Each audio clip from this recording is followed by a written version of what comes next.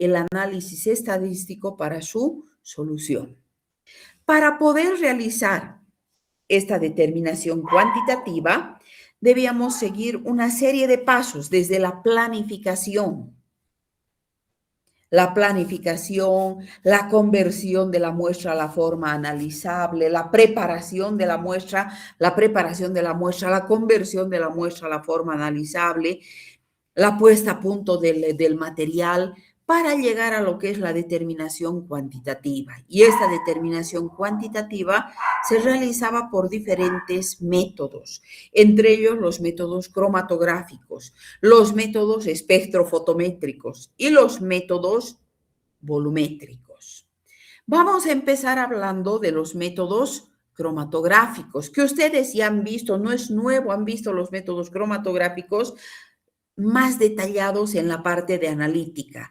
De analítica, ustedes han visto inclusive las partes de las que está compuesto el cromatógrafo, los tipos de cromatografías. Nosotros vamos a ver lo que se aplica a medicamentos. Entonces, ¿quién fue el creador de los métodos cromatográficos? Un botánico ruso, Semenovich, que creó la cromatografía el año 1872 y a partir de 1872 a 1919 se fueron implementando diferentes métodos cromatográficos. ¿Qué es la cromatografía? Cuando hablamos de la cromatografía en general, los métodos cromatográficos son métodos de separación físicos en los que se va a aprovechar las diferencias en el comportamiento entre la fase móvil y la fase estacionaria. Ustedes saben que en todo método cromatográfico, sea en capa fina, sea cromatografía de papel, sea el mismo HPLC, que es el que utilizamos hoy aplicado a medicamentos, están compuestos por una fase móvil y una fase estacionaria. La fase móvil que es la fase que eluye, que tiene el solvente y que va a pasar la muestra hacia la fase estacionaria, donde se van a separar los componentes de nuestro medicamento en este caso. Entonces, todos los métodos cromatográficos son métodos físicos de separación que aprovechan las diferencias en el comportamiento de la fase móvil y la fase estacionaria. ¿Para qué? Para separar los componentes de la mezcla. Ahí tenemos los diferentes métodos cromatográficos, la cromatografía en capa fina, la cromatografía de gases, de intercambio iónico, la cromatografía de afinidad, tenemos la cromatografía de líquidos inmovilizados, de exclusión molecular y el que se aplica a medicamentos, la cromatografía líquida de alta resolución o HPLC. Por eso ahora vamos a hablar del HPLC. ¿Qué es el HPLC? Esa cromatografía líquida de alta resolución, una técnica de separación física. Al ser un método cromatográfico, tiene que ser una técnica de separación física en la cual el medicamento que vamos a analizar vamos a disolver en un líquido, que es la fase móvil.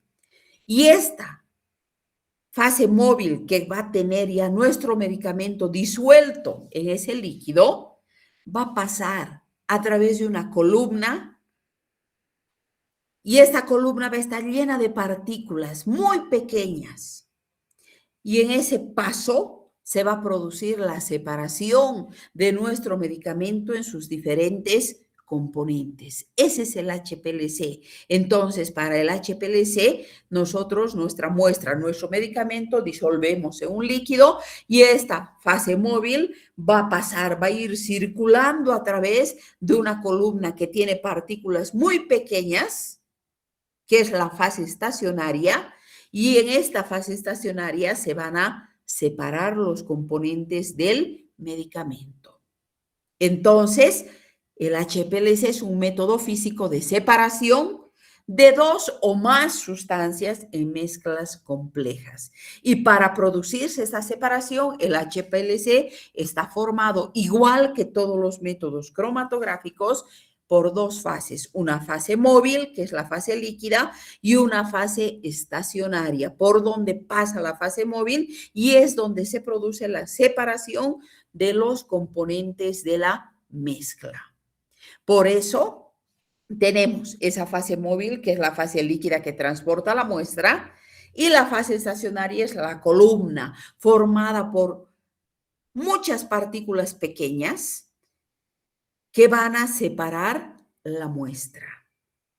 Entonces, esta fase estacionaria fija es un lecho estacionario invisible, donde se van a separar los componentes del medicamento. Y la fase móvil es la fase líquida, que percola a través de esta fase estacionaria. ¿Qué significa que percola? Que va pasando y en ese paso se van separando los componentes del medicamento, sobre todo en el caso de los polifármacos. Sabemos que los polifármacos son aquellos que tienen más de un principio activo y más de dos sustancias auxiliares. Entonces, en ese proceso de percolación donde se filtra el agua, se va a ir separando los componentes del medicamento.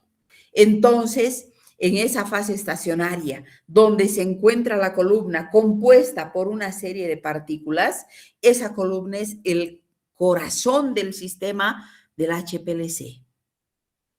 ¿Por qué? Porque alrededor de esa columna va a estar la fase móvil y todo un equipo de mayor complejidad donde se va no solamente separar los componentes de la muestra, sino va a empezar a cuantificar los componentes, a identificar y cuantificar los componentes de la muestra. Y esto ocurre en el HPLC, ocurre en la cromatografía de fase reversa, de exclusión molecular. Se da este tipo de muy similar al del HPLC. ¿Por qué? Porque el HPLC está compuesto de todas estas columnas, porque en el HPLC tenemos nosotros como farmacéuticos seleccionar la columna que vamos a utilizar dependiendo de la estructura molecular de nuestro fármaco. Veremos si vamos a necesitar una de intercambio iónico, si vamos a utilizar una de fase reversa o una de exclusión molecular, dependiendo, como les digo, del grupo funcional de nuestra molécula. ¿Qué ventajas tiene el HPLC? El HPLC que hoy día se utiliza por la industria farmacéutica para el control de calidad de los medicamentos se caracteriza ¿por qué? Porque tiene una alta resolución. Polifármacos que tienen, por ejemplo, multivitaminas o suplementos alimenticios, en cuya formulación podemos ver 10 vitaminas, 7 aminoácidos, minerales. Con solo disolver e inyectar al HPLC, nosotros vamos a poder identificar cuántos componentes tiene nuestra formulación. Por eso se dice de alta resolución, porque no nos permite separar 2, 3 o 4, nos permite separar cientos de componentes de una formulación. Por otro lado, la detección que realiza es de alta sensibilidad, realiza la detección de cantidades muy pequeñas. Estamos hablando del orden de picogramos, nanogramos. Entonces, imagínense cantidades muy, muy pequeñas. Cuando hablamos de pico, estamos hablando de 10 a la menos 12. Nanogramos, de 10 a la menos 9. Imagínense 0,000. Cantidades muy pequeñas de muestra logra detectar. Por eso se dice que la detección es de alta sensibilidad y el análisis además es rápido y preciso. Porque dependiendo de la cantidad de componentes, el análisis lo realiza desde 1 a 60 minutos. Si son 4 o 5 componentes, en menos de 2 minutos tenemos todo el control de calidad. todo el control de calidad. La separación de fases nos indica qué componentes tenía nuestro medicamento, en qué proporciones estaba presente los componentes de ese medicamento, cuál el porcentaje de pureza. Por eso se dice que es un análisis rápido, dependiendo de la cantidad, de 1 a 60 minutos. Y la precisión es menor al 1%. Entonces, tiene una precisión bastante grande. Y además, otra ventaja, el análisis automatizado, donde ya nosotros, como profesionales, realizamos muy poco. ¿Qué realizamos? El preparado de la muestra, el mezclado con el solvente y la inyección al HPLC. Ahí terminó nuestra función. Nosotros inyectamos al HPLC y el HPLC lo realiza absolutamente todo. En los métodos volumétricos que estamos haciendo en la parte práctica, ustedes preparan su muestra, pesan, preparan la muestra, realizan la determinación volumétrica, realizan los cálculos, realizan la confrontación con los valores de referencia. En el HPLC prácticamente se pesa, se disuelve con el solvente y se inyecta al equipo. Y el equipo realiza todo el trabajo, nos va a sacar cuántos componentes, en qué porcentajes de pureza, cuál la concentración, nos va a sacar todo. Por eso es un análisis automatizado. ¿Por qué? Porque el equipo ya tiene un automuestreador y un sistema de datos, está unido a una computadora donde se van a generar los cromatogramas y además se va a generar los porcentajes de pureza de cada uno de los componentes de la muestra. Entonces, tiene muchas ventajas el HPLC, una alta sensibilidad que nos permite determinar muestras orgánicas y muestras inorgánicas. Entonces, vean ustedes la ventaja del HPLC. Y este sistema de HPLC tiene una columna que hemos dicho es el componente, tiene reservorios, tiene un sistema de manejo de datos que es una computadora y esa computadora va a estar con un software especializado de medicamentos. Entonces, ¿cuál es la instrumentación? ¿Qué instrumentos tiene el HPLC? Va a tener un sistema de bombeo. Este sistema de bombeo hace que la fase móvil sea transportada hacia la fase estacionaria. Ese sistema de bombeo debe ser resistente a químicos. No puede haber reacción entre los químicos con los componentes del sistema de bombeo. Una presión de 30 a 400 atmósferas con un flujo constante para evitar que haya pulsos, para evitar que haya espacios y un buen mezclado de solventes. ¿Qué tipos de bombas tiene el HPLC? Puede tener jeringas, que era el HPLC el más antiguo. Cuando se creó el HPLC, la bomba era una jeringa. De pistón recíproco, con un diafragma y una presión constante. Y esta bomba tenía la función de administrar cantidades exactas de la fase móvil de los recipientes, de los reservorios hasta la columna. Para eso sirve la bomba en el HPLC. Los sistemas modernos, los HPLCs modernos, ya no tienen una sola bomba, tienen varias bombas.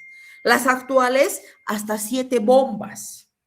Entonces, gracias al sistema ese de bombeo, también el análisis se ha vuelto mucho más rápido. Mucho más rápido, ¿por qué? Porque nos permite determinar cientos de muestras gracias a este sistema de bombeo.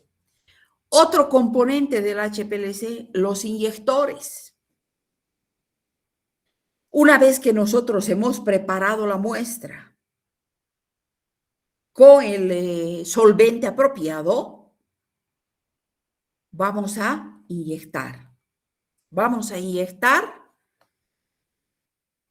a una presión de 70 bar.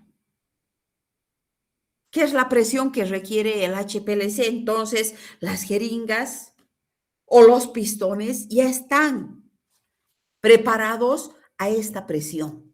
Entonces, cuando nosotros cargamos la jeringa o el pistón e introducimos en el HPLC, la presión va a ser de 70 bar. Además, este inyector debe ser inerte al ataque químico, no debe reaccionar ni con el solvente ni con la muestra. Y cuando la presión es mayor, automáticamente el HPLC va a regular a través de sus válvulas de inyección. ¿Por qué? Porque el HPLC, así como tiene inyectores, tiene válvulas de inyección que evitan que esa presión suba o baje. ¿Por qué? Porque ahí sí puede haber un daño en el equipo. Y estos inyectores hoy en día son automatizados. Cuando se creó el HPLC era manual, hoy es automatizado. Se coloca la muestra y el HPLC toma la muestra que va a necesitar. Nosotros no necesitamos dosificar la muestra.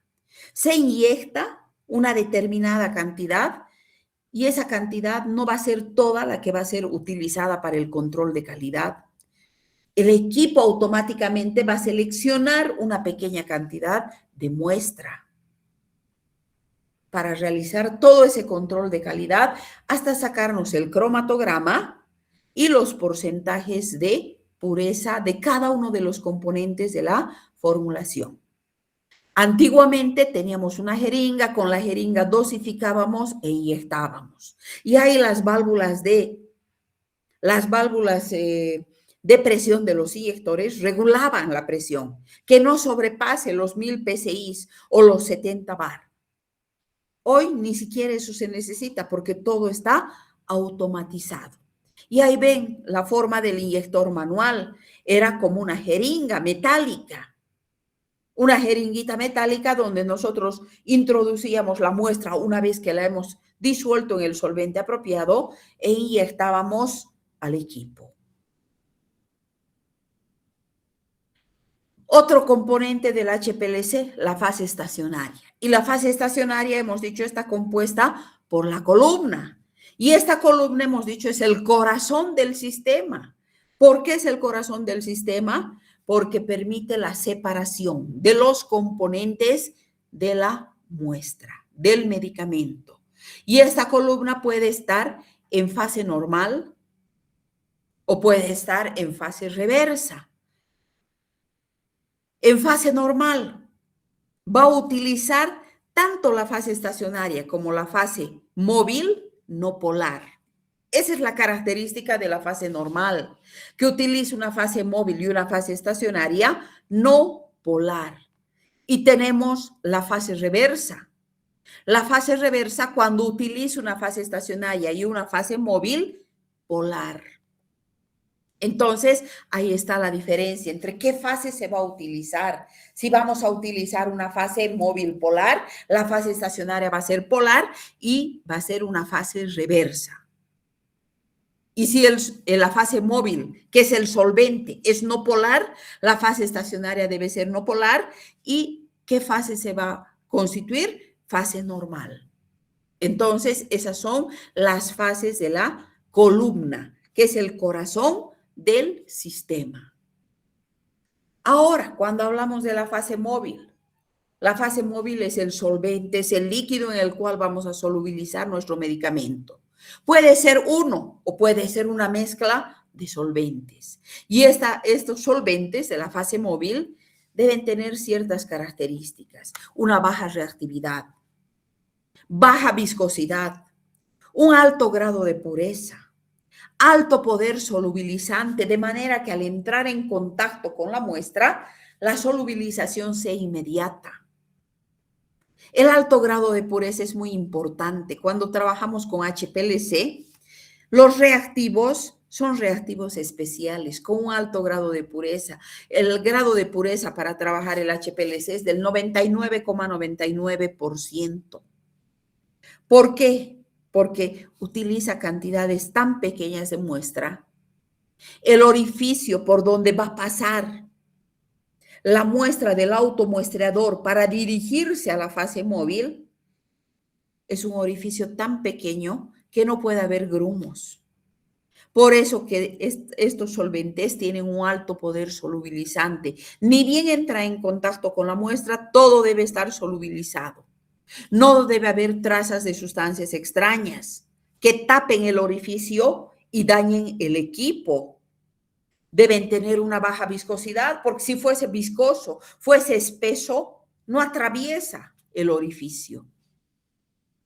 Una baja reactividad para que no reaccione con los componentes del equipo ni con los componentes de la fase móvil. Un adecuado punto de ebullición y mucha seguridad. Por eso es que cuando se va a utilizar los solventes en la fase móvil, lo primero que debemos hacer es el filtrado.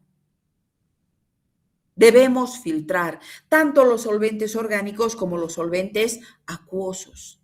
Y para este filtrado vamos a utilizar membranas. Pueden ser de nylon, de acetato de celulosa, de teflón. Y estas membranas deben tener poros máximo de 0,5 micrómetros. Miren, estamos hablando de micrómetros, 10 a la menos 6 metros. Y todos los solventes de la fase móvil deben ser filtrados, sean orgánicos, sean acuosos, deben ser primeramente filtrados. ¿Para qué? Para evitar justamente dañar el HPLC. Otro componente del HPLC, el detector, que es un equipo computarizado, que va a monitorear la concentración de los componentes que van saliendo de la columna. Hemos dicho una vez que hemos preparado la muestra con el solvente apropiado, colocamos al automuestreador. El automuestreador absorbe la cantidad que el equipo necesita y este empieza a pasar por la fase móvil y de la fase móvil por la bomba es impulsado hacia la fase estacionaria. La fase estacionaria es el corazón del sistema. ¿Por qué? Porque en esta fase estacionaria va a empezar a separarse los diferentes componentes del medicamento en estudio. Por eso dice, va a monitorear los componentes que huyen de la columna, que salen de la columna. Y a medida que va saliendo de la columna los diferentes componentes del medicamento, se van generando gráficas. Y estas gráficas son los cromatogramas o es el cromatograma de ese medicamento. Estos detectores, como farmacéuticos, debemos saber, dependiendo del grupo funcional, ¿qué detector vamos a utilizar? Si vamos a utilizar un detector de diodos o vamos a detectar un detector de absorbancia ultravioleta visible. Tenemos el detector de diodos, tenemos el detector de fluorescencia. Este detector de fluorescencia, normalmente cuando la muestra emite fluorescencia. O vamos a utilizar un detector de índice de refracción cuando estamos trabajando con materia prima de carácter graso. Y del detector va a pasar a un sistema de manejo de datos. Este sistema de manejo de datos ya es el computador. Y es la computadora donde va a estar un software especializado en medicamentos con graficadores e integradores, que no solamente van a recibir la señal, sino la van a almacenar, toda esa señal que sale del detector y va a formar el cromatograma para luego ser impreso. Y ese cromatograma, además, dependiendo del número de muestras, va a formar picos. Entonces, este es el diagrama de un sistema de HPLC, donde hay un manejador de solvente, un manejador de muestras, hay celdas antes de que llegue a la columna. Ahí tienen la imagen de un HPLC, el modelo más antiguo. era aparatoso, era grande, tenía varias partes. En cambio, hoy en día, el HPLC se ha reducido a este equipo. Un equipo pequeño donde está centralizado todo, la bomba, los inyectores, la columna, la fase móvil, los detectores para llegar al sistema de registro en la computadora, unido a una computadora, siempre. Y esta computadora con un software que maneja todos los medicamentos y que a medida que sale de la columna los picos y va formando el cromatograma, además va comparando con el software. ¿A qué cromatograma patrón pertenece el que se ha generado? Y una vez que ha comparado, nos va a sacar los componentes, tanto de principio activo como de sustancias auxiliares, con los porcentajes de pureza. Entonces, ahí tenemos cómo se realiza la separación. El solvente, una vez que nosotros hemos preparado la muestra en el solvente, este va a empezar un proceso en el que ustedes ven, miren, hay una flechita rosada que está justo en el inyector. Sale, pasa a la columna, está llegando a la columna y en la columna pueden ver en varios colores se divide. ¿Por qué en varios colores? Porque ha detectado diferentes componentes y después pasa al detector. Y este detector va generando un pico, va generando varios picos. Son las diferentes muestras que compone ese medicamento. Y todos esos picos que ha formado, toda esa gráfica que ha formado, es el cromatograma. Miren, ahí estamos retornando hacia atrás los diferentes componentes. Tenemos un rosado suave, un rosado fuerte, un lila, tenemos un azul. Estos llegan a la fase móvil hasta el inyector. Entonces sale del inyector la muestra. ¿Han visto la parte rosada? Donde sale del inyector la muestra y sigue un trayecto hasta llegar a la columna. Y en la columna empieza ese proceso de separación. Son los diferentes componentes que llegan al detector y ven, a medida que va llegando al detector, se van formando los picos de los diferentes componentes del medicamento.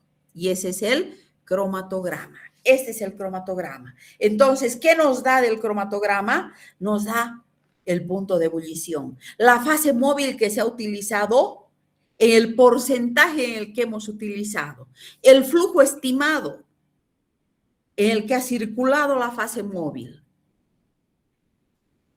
¿Cuál era la muestra? Aquí nos dice una mezcla de compuestos orgánicos. Entonces nos dirá qué compuestos tenía nuestra muestra. Nos dará los tiempos de retención, la altura, el ancho de los picos. Y como les decía, ese software al que llega este cromatograma va a comparar con los cromatogramas patrón. Ahí tenemos del software cromatogramas patrón de corticosteroides. De los corticosteroides, el número 1, el pico número 1 corresponde a cortisona. El pico número 2 corresponde a hidrocortisona. Entonces, de esa manera compara y nos saca, su medicamento tenía hidrocortisona en un 96%. O tenía acetato de cortisona en un 98%. Entonces, de esa manera nos va sacando los cromatogramas, comparando con los cromatogramas del software y dándonos el resultado final.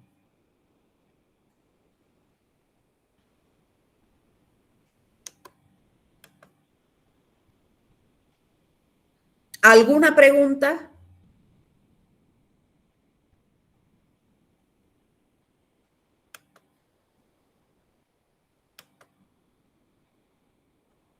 ¿Hay preguntas?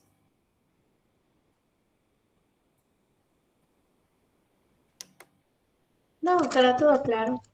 Ya. Entonces, como ustedes ven,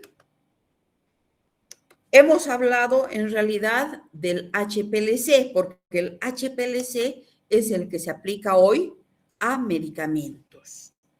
Las otras cromatografías incipientemente se aplicaron cuando no había HPLC, se hacía la cromatografía de papel, pero era más tardada y no tenía ese porcentaje de sensibilidad ni de resolución. Por eso es que se optó por la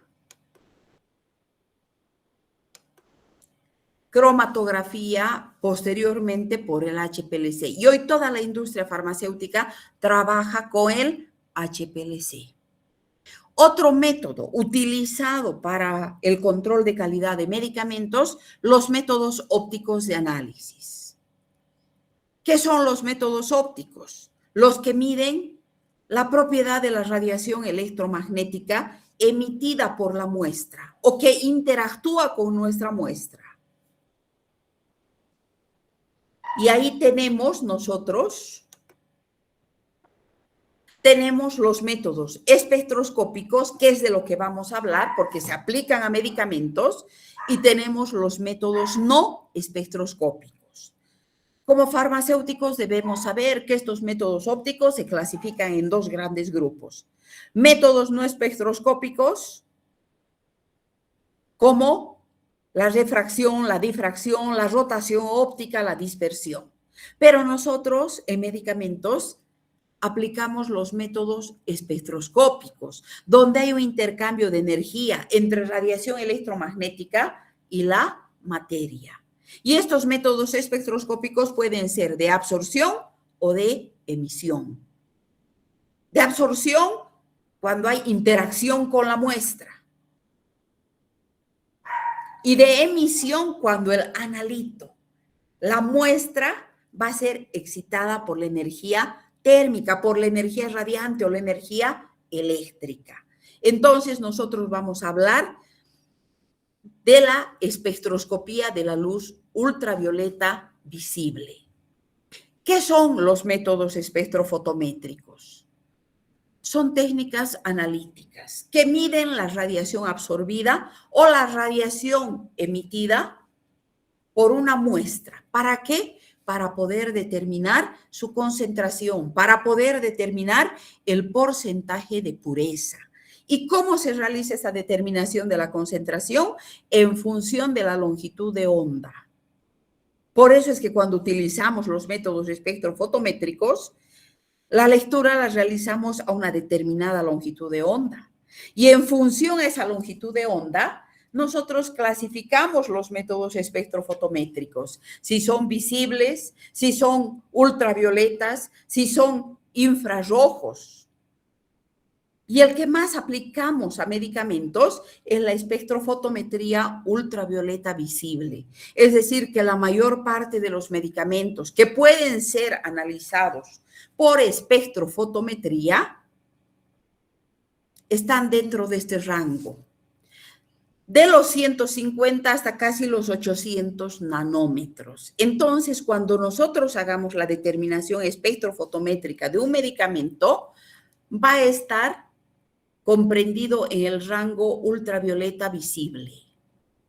Ultravioleta visible. ¿Qué significa eso? Que nosotros la longitud de onda vamos a tener que seleccionar entre 150 y 800 nanómetros aproximadamente.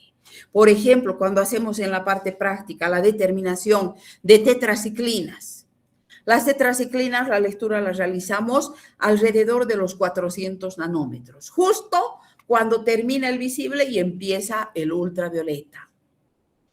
Por eso es que cuando realizamos la lectura de los medicamentos en esta zona visible y ultravioleta, los medicamentos necesariamente deben tener color. Cuando hagamos la tetraciclina van a ver, partimos, la tetraciclina es de color amarillo. Pero el momento que solubilizamos con el ácido, porque solo es soluble en ácido, ¿qué ocurre? Ese color se pierde.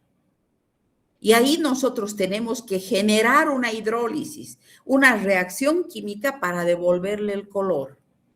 ¿Por qué? Porque para leer dentro de este rango de 150 a 800 nanómetros, que es el ultravioleta y el visible, necesitamos soluciones coloreadas. Ahora, ¿cuál es la aplicación de los métodos espectrofotométricos? Los métodos espectrofotométricos podemos aplicar a compuestos orgánicos y compuestos inorgánicos. Por eso nos permite la identificación y la determinación de la concentración de principios activos presentes en los medicamentos. Por eso se utiliza en medicamentos. Y no solamente para determinar la concentración, sino también para poder identificarlos. Y para esto las muestras pueden estar al estado sólido, pueden estar al estado líquido. En cualquier estado físico nos va a permitir la determinación. ¿Por qué? Porque lo primero que vamos a hacer es preparar la muestra. Y una vez que hemos preparado la muestra, la vamos a convertir a su forma analizable. Y cuando les digo vamos a convertir a su forma analizable, les estoy diciendo vamos a darle color si es que este no tiene.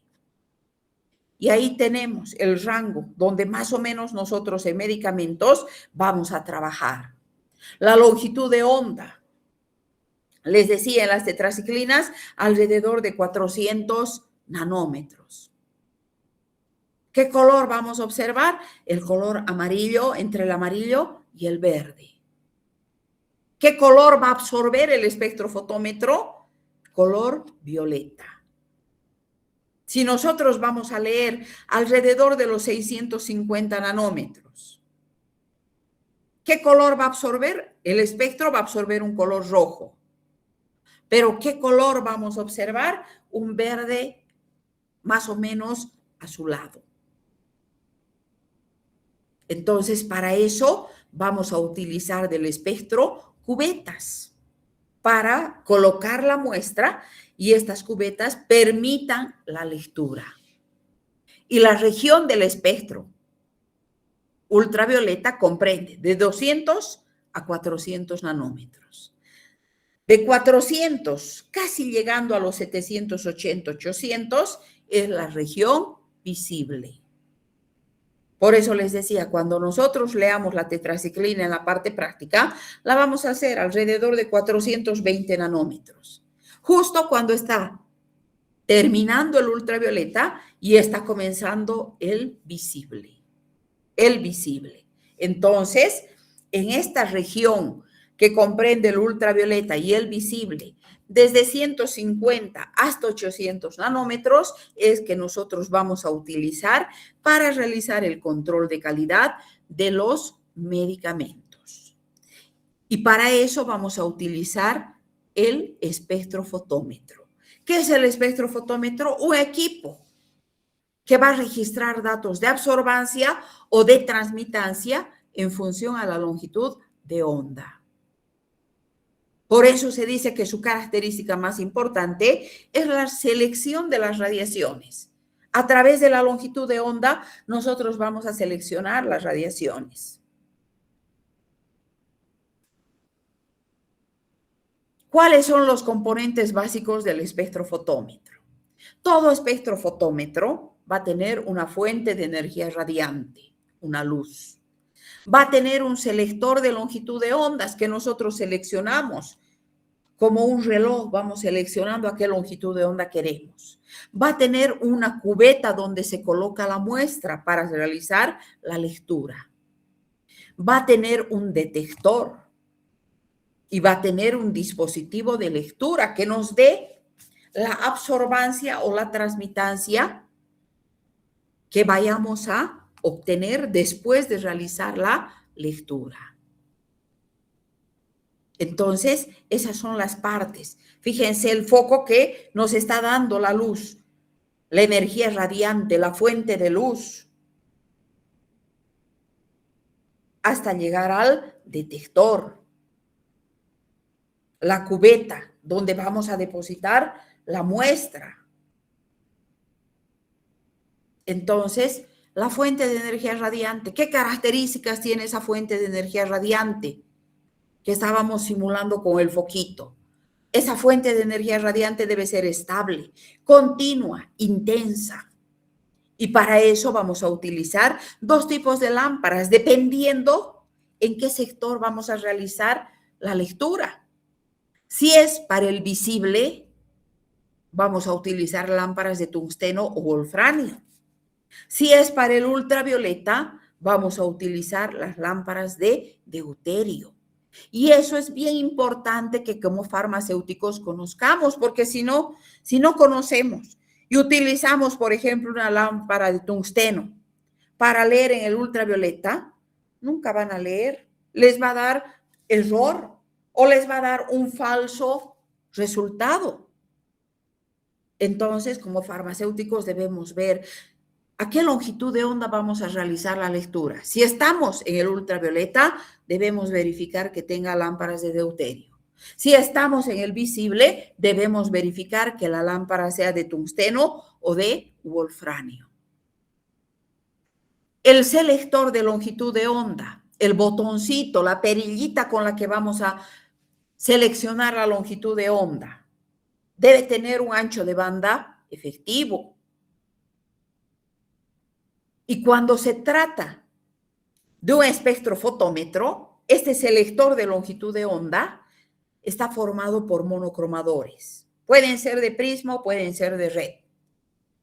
A diferencia del fotómetro, por ejemplo, en bioquímica clínica, ustedes no sé si han visto o recién van a ver, cuando trabajen con fotometría, la fotometría de llama, por ejemplo, utiliza filtros de absorción, filtros de interferencia, filtros de corte. En cambio, el espectrofotómetro utiliza monocromadores como selectores de longitud de onda, porque en la fotometría de llama también seleccionamos la longitud de onda, pero a través de filtros. En cambio, en la espectrofotometría vamos a seleccionar la longitud de onda a través de monocromadores, ya sea de prisma o sea de red. La cubeta, donde nosotros depositamos la muestra. ¿Qué características debe tener la cubeta? Una absorción mínima a la longitud de onda de trabajo. Y una cosa muy importante, la cara transparente de la cubeta debemos colocar perpendicular a la dirección del haz incidente. ¿Han visto las cubetas? Tienen dos caras transparentes y dos caras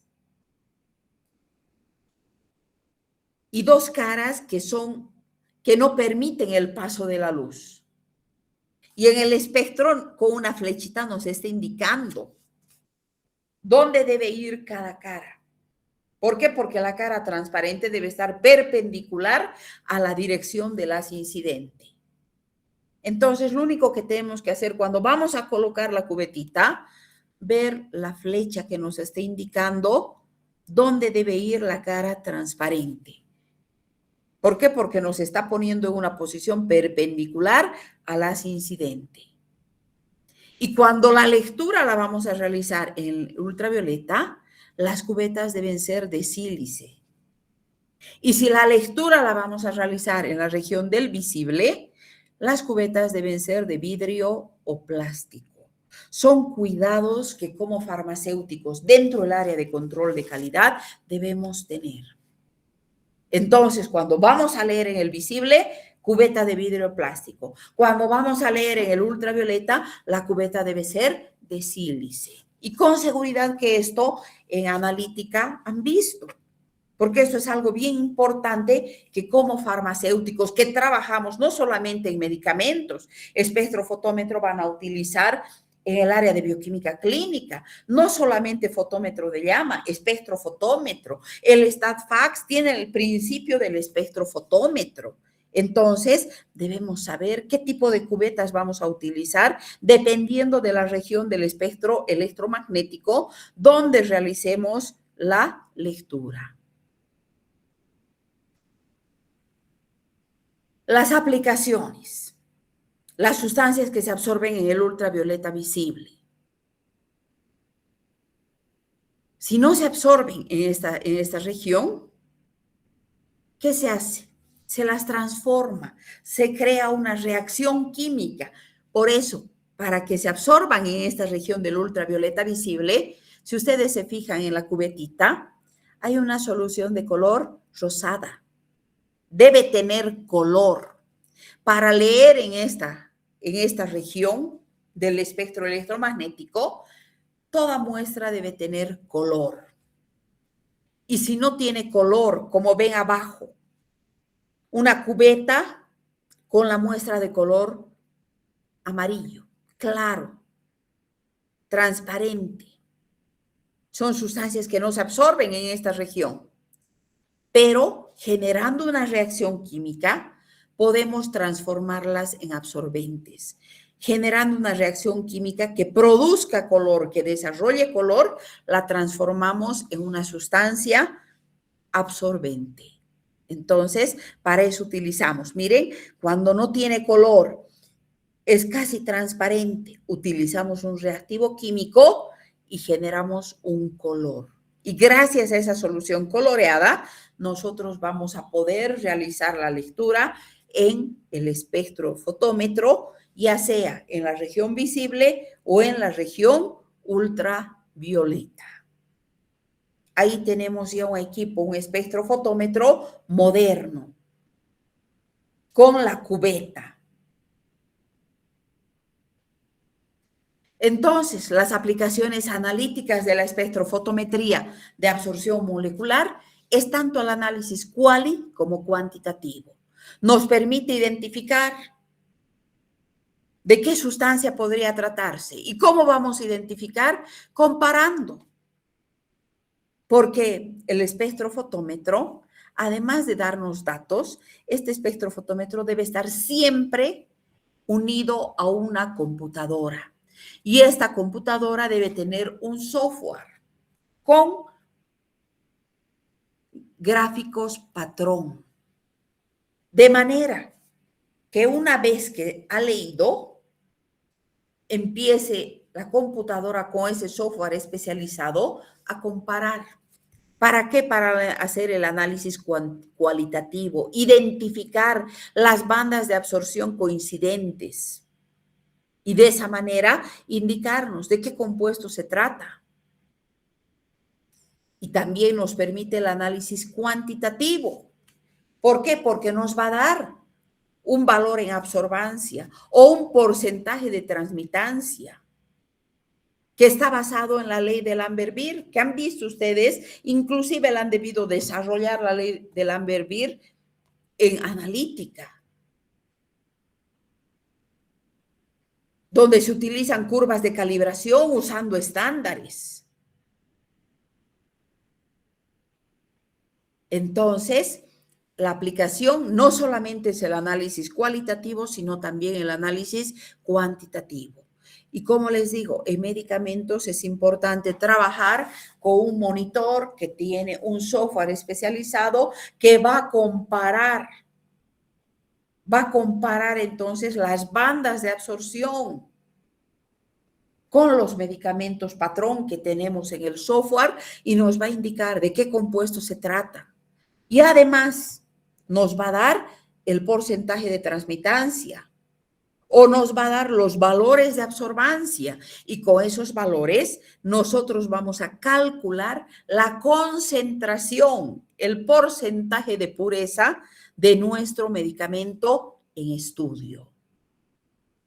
Ahora, ¿qué características tienen estos métodos espectrofotométricos? ¿Qué ventajas tiene? Una amplia aplicabilidad. ¿Por qué? Porque se aplica materia orgánica, se aplica materia inorgánica. Alta sensibilidad. Si bien no llega a la misma sensibilidad que el HPLC, porque en el HPLC hablamos de 10 a la menos 9, 10 a la menos 11, pero aquí la sensibilidad es alta, estamos detectando muestras de alrededor de 10 a la menos 4, 10 a la menos 5 molar. Una selectividad de moderada a alta. Nos permite ver los componentes de nuestro medicamento. Buena exactitud porque el porcentaje de error no es alto. del 1 al 5%, comparado con un método volumétrico que alcanza el 10%. Una fácil automatización, porque nosotros, ¿qué hacemos? Preparamos la muestra, la convertimos a la forma analizable y colocamos a la cubetita. La cubeta al espectrofotómetro, regulamos la longitud de onda y en menos de un minuto tenemos el resultado, que va a estar expresado en absorbancia y en porcentaje de transmitancia. Entonces, el campo de aplicación es bastante grande, tiene muchas ventajas. Aplicamos a compuestos orgánicos, aplicamos a compuestos inorgánicos que pueden ser cromóforos o no cromóforos. Si no son absorbentes, especies no absorbentes, que no tienen grupos cromóforos, que le dan color, inmediatamente generamos una reacción química para convertirlo en una sustancia coloreada. Por eso es muy importante dentro del laboratorio de control de calidad, cuando vamos a trabajar con los métodos espectrofotométricos, en la parte cuantitativa debemos tener validado el procedimiento, en un registro, validadas todas las técnicas, desde la toma de muestras, el tratamiento de la muestra. ¿Qué se va a hacer si la muestra no tiene color? ¿Qué tratamiento se va a someter esa muestra? Se debe seleccionar la longitud de onda. Se debe realizar control de las variables que pueden influir en la absorbancia. ¿Y qué variables influyen en la absorbancia? Muchas veces el pH de la muestra, la temperatura a la que se está trabajando, la naturaleza del disolvente. Por eso es importante elegir en qué condiciones vamos a realizar el análisis. Y esas condiciones ya deben estar validadas, ya deben estar estandarizadas. Y además se va a realizar, después de hacer esa determinación espectrofotométrica, se va a determinar la relación entre la absorbancia y la concentración. ¿Cómo? Calibrando con patrones de concentración conocida. De esa manera, entonces, vamos a determinar la relación que hay entre absorbancia y la concentración, calibrando con patrones de concentración conocida. Y para esta calibración con los patrones de concentración conocida, desde luego, estamos cumpliendo la ley de Lambert-Beer. Por eso, con esta ley nosotros vamos calibrando la longitud de onda del medicamento en su máxima absorción. Vamos midiendo las absorbancias de patrones, vamos midiendo la absorbancia de nuestra muestra y vamos a obtener una ecuación de calibrado. De esa manera, entonces, trabajamos en medicamentos. Ahí tenemos la gráfica con la ley de Lambert-Beer que nos permite calibrar. Pero todo esto ya no podemos realizar cada que hacemos control de calidad. Esto el laboratorio de control de calidad lo realiza una vez y después tiene ya estandarizadas las técnicas. Y por eso se dice que la ventaja de todos los métodos instrumentales automatizados, como son los métodos espectrofotométricos, como son los métodos cromatográficos, es la mayor velocidad en el procesamiento de los análisis. Eso con relación a los métodos no automatizados como los métodos volumétricos. Hay mayor velocidad en el procesamiento de análisis, mayor confiabilidad de los resultados, porque no estamos haciendo nosotros, son equipos calibrados, validados, estandarizados. Va a haber disminución de la contaminación, disminución de la generación de residuos. Por ejemplo, en los métodos volumétricos generamos residuos de una reacción química que se ha producido entre la muestra, que es el medicamento, y el valorante. Se han formado nuevos compuestos, muchas veces generando gases tóxicos. Y esa generación de residuos que producimos en los métodos volumétricos, ¿dónde desechamos? Desechamos en el lavaplatos, con agua. Y además la ventaja de estos métodos instrumentales automatizados, menor consumo de muestras y de reactivos. Se preparan cantidades pequeñas, al menos en el HPLC, cantidades pequeñas. Lo mismo para el método espectrofotométrico, no tan pequeño, pero no pasa pues de los 5 10 cc de muestra para leer en el espectrofotómetro. Entonces, esa es la ventaja de todos los métodos instrumentales automatizados. Con eso, entonces, habríamos visto estos dos métodos. Y la próxima clase entraríamos a los métodos volumétricos de análisis, que es lo que ahora estamos haciendo en la parte práctica. Estamos trabajando las volumetrías de neutralización ácido-base. Entonces vamos a hacer un repaso. ¿Qué son los métodos volumétricos? ¿Cuántos grupos comprenden los métodos volumétricos? Y vamos a desglosar cada uno de los grupos, pero aplicado a medicamentos, porque si nosotros hablamos de cualquiera de estos métodos, si tendríamos que hacer nuevamente entrar a la ley de Lamberville, tendríamos que hacer las curvas de calibración, tendríamos que hablar de cada una de las partes del HPLC, del espectrofotómetro, tardaríamos pues casi un mes. Entonces aquí estamos viendo ya la aplicación al medicamento, la aplicación en farmacia. Eso es lo que nosotros queremos ya en control de calidad. Por eso les decía, control de calidad es una aplicación de lo que ustedes ya han visto. No es algo nuevo, no es algo raro. Ustedes ya han visto todo esto. Entonces, no es para ustedes algo que recién van a estudiar. No. Ustedes están aplicando lo que ya han estudiado antes. ¿Preguntas?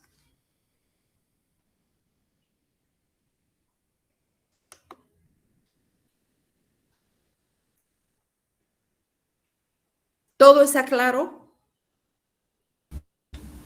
Sí, doctora, todo claro. Ya, entonces lo importante es que ustedes sepan, por ejemplo, qué tipo de monocromadores se utiliza para el espectrofotómetro. En el fotómetro, ¿qué tipo de selector de longitud de onda utilizan? ¿Qué tipo de cubetas utilizan cuando es ultravioleta? Esas cosas que debemos saber para trabajar con medicamentos.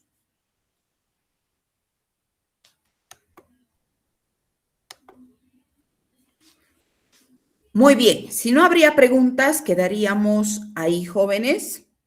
Yo les agradezco mucho por su tiempo, porque sé que ahora no era nuestro horario y más bien ustedes han puesto de su parte para que podamos hacer la clase el día de hoy. Y a la próxima semana entraremos con los métodos volumétricos, que tampoco son nuevos para ustedes, y más aún que estamos ya haciendo en la parte práctica. Después de que hagamos la parte teórica de los métodos volumétricos, una clase o dos vamos a ir de manera presencial a hacer los cálculos, porque dentro de los métodos volumétricos, dentro de las volumetrías de neutralización ácido-base, si bien saben ya los cálculos, porque los estamos haciendo en la parte práctica, pero existen algunas variantes. Existen algunas variantes, por ejemplo, cuando se trabajan con muestras de dos principios activos o un principio activo y una sustancia auxiliar. Entonces, hay pequeñas variantes que yo debo explicarles de manera presencial. Para eso, el próximo lunes haríamos la parte teórica y el subsiguiente es el examen práctico, hemos dicho el 15. Después de eso, inmediatamente haríamos la clase presencial para hacer los cálculos de los métodos volumétricos.